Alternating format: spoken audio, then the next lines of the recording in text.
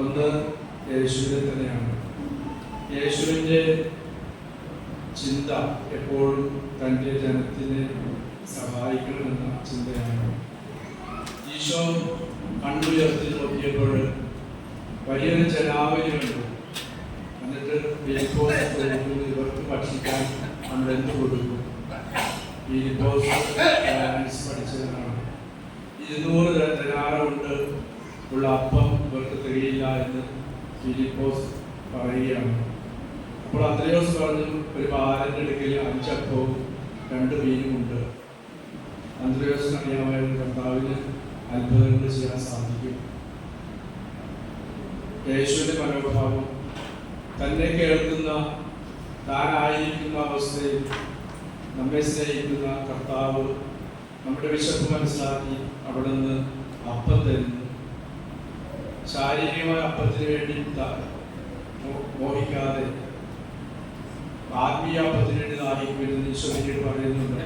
എന്നാൽ ശരീരത്തിന് വിശപ്പടക്കുവാൻ കർത്താവ് ആഗ്രഹിക്കുന്നു.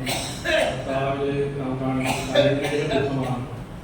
പഴയ നിയമത്തിലെ ദൈവത്തെ നമുക്കറിയാം, എപ്പോഴും കോപിക്കുന്ന, ശിക്ഷിക്കുന്ന ഒരു ദൈവത്തെയാണ് പഴയ നിയമം നമുക്ക് കാണിച്ചു തരിക. പക്ഷെ ഈശോയിലൂടെ ഈശോ കാണിച്ചു തരുന്നത് ദൈവത്തിൻ്റെ മറ്റൊരു മുഖമാണ്, കരുണയുടെ മുഖം. ഈശോയുടെ ഒരു മുഖമുണ്ട്, അത് നമുക്ക് അറിയാൻ പറ്റാത്തൊരു മുഖമാണ്. പലപ്പോഴും നമ്മളത് മനസ്സിലാക്കിയെടുക്കാൻ സമയമെടുക്കുന്നു. ഈശോയുടെ മുഖം കരുണയുടെ മുഖമാണ്, നമ്മളോട് കരുണ കാണിക്കുന്നവനാണ്. അതുകൊണ്ടാണ് ഈശോ പരിശുദ്ധ ഖുർആനെ സ്ഥാപിച്ചതും വിശുദ്ധ കുമ്പസാരം സ്ഥാപിച്ചതൊക്കെ അവിടുന്ന് കരുണാമയനായതുകൊണ്ടാണ്. അതുപോലെ തന്നെ ശാരീരിക വിശപ്പും മാനുഷികമായ വിശപ്പും ആത്മീയ വിശപ്പും ഒക്കെ, മനസ്സിന്റെ വിശപ്പൊക്കെ മനസ്സിലാക്കുന്നവന് എന്ത് കൊടുക്കണമെന്ന് മുൻകൂട്ടി ചിന്തിച്ചിരുന്നു എന്ന് വചനം പറയുന്നുണ്ട്.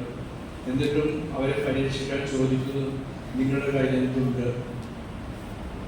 ഈശോയ്ക്ക് അറിയാൻ എന്താ ചെയ്യേണ്ടത്. എന്നാലും മനുഷ്യന്റെ സഹകരണം അത്ഭുതങ്ങളിൽ ആവശ്യമാണ്. നാം വിശ്വസിക്കുമ്പോഴാണ് അത്ഭുതങ്ങൾ നടക്കുക. മനുഷ്യൻ സഹകരിക്കുന്നത് കൊണ്ട് മാത്രമാണ് അവനിൽ അത്ഭുതം സംഭവിക്കുക. കുഷ്ഠരോഗി സുഖപ്പെടുത്തിയപ്പോഴും ഈശോ, നിനക്ക് ഞാൻ എന്ത് ചെയ്തു തരണമെന്നാണ് ആഗ്രഹിക്കുക. അവൻ ആഗ്രഹം പറഞ്ഞപ്പോൾ, അവൻ്റെ മനസ്സ് മനസ്സിലാക്കിയപ്പോൾ, എനിക്ക് ശുദ്ധി വരണമെന്ന് പറഞ്ഞപ്പോൾ ഈശോ അവനെ ശുദ്ധി വരുത്തുന്നു. മനുഷ്യന്റെ സഹായം എപ്പോഴും ഓരോ അത്ഭുതങ്ങളിലും ആവശ്യമാണ്. ദൈവം മനുഷ്യന് വേണ്ടിയാണ്, മനുഷ്യൻ ദൈവത്തിന് വേണ്ടിയല്ല. മനുഷ്യന് വേണ്ടിയാണ് നാം. ദൈവം മനുഷ്യന് വേണ്ടി ജീവിക്കുന്ന ദൈവമാണ്. കണ്ണീരിൽ കുതിർന്ന മനുഷ്യനെ കണ്ണു തുറക്കുന്ന ദൈവം, ദുഃഖിതനായവനെ ആശ്വസിപ്പിക്കുന്ന ദൈവം, വിശക്കുന്നവന് ഭക്ഷണം നൽകുന്ന ദൈവം. അതാണ് മറ്റൊരു മുഖം യേശു നമുക്ക് കാണിച്ചു തരിക. മറ്റൊരു വ്യക്തിയെ ഈശോ പരിചയപ്പെടുത്തുന്നതിലൂടെ ഫിലിപ്പോസിനെ, അന്ത്രയോസിനെയൊക്കെ ശിഷ്യന്മാരുടെ മനോഭാവം എന്തായിരുന്നു?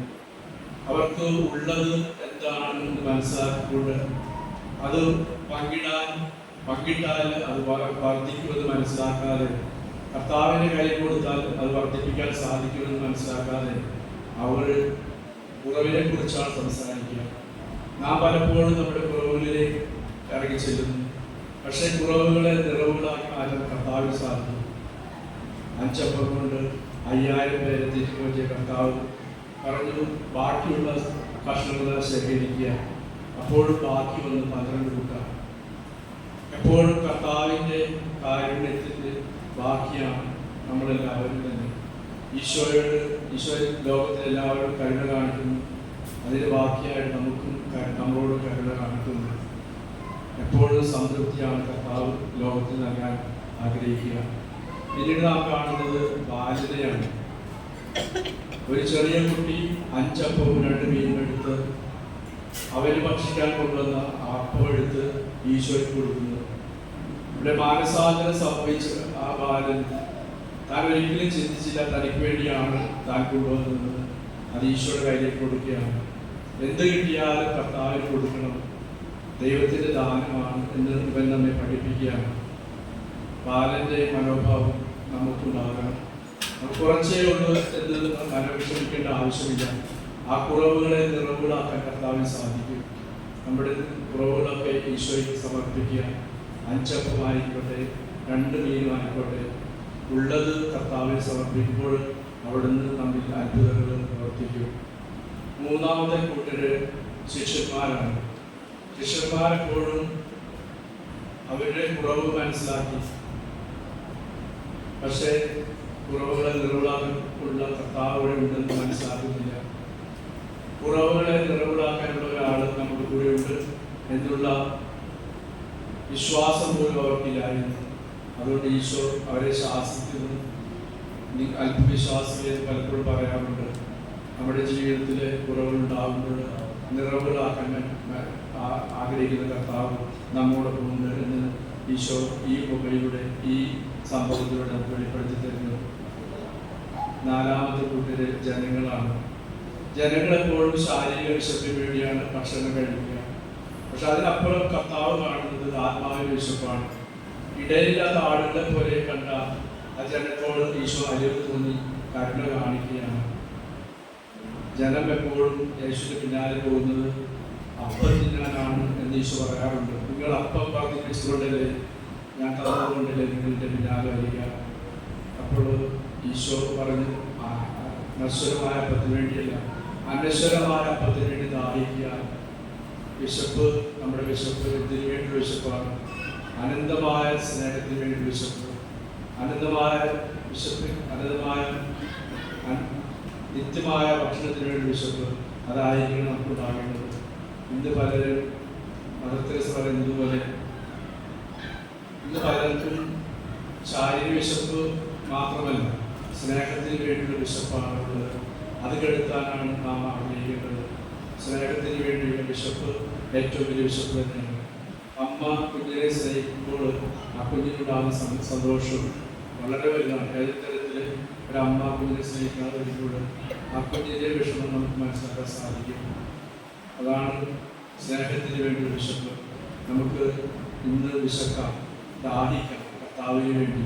കർത്താവിൻ്റെ ശരീരം രക്തവും നമുക്ക് പാനം ചെയ്യാൻ വേണ്ടി വിശപ്പുള്ളവരായി നമുക്ക് മാറാം. അതുകൊണ്ടാണ് കർത്താവുடைய ആത്മന ദാരിദ്ര്യമുള്ളവർ ഭാഗ്യവാന്മാർ. ദാരിദ്ര്യം എന്തുകൊണ്ടാണ് ദാരിദ്ര്യം? കർത്താവില്ലാത്തൊരവസ്ഥ വരുമ്പോൾ നമുക്ക് ദാരിദ്ര്യം ഉണ്ടാകും, അവൻ്റെ വിശപ്പുണ്ടാകും, കർത്താവിനെ സ്വീകരിക്കുന്ന വിശപ്പ്.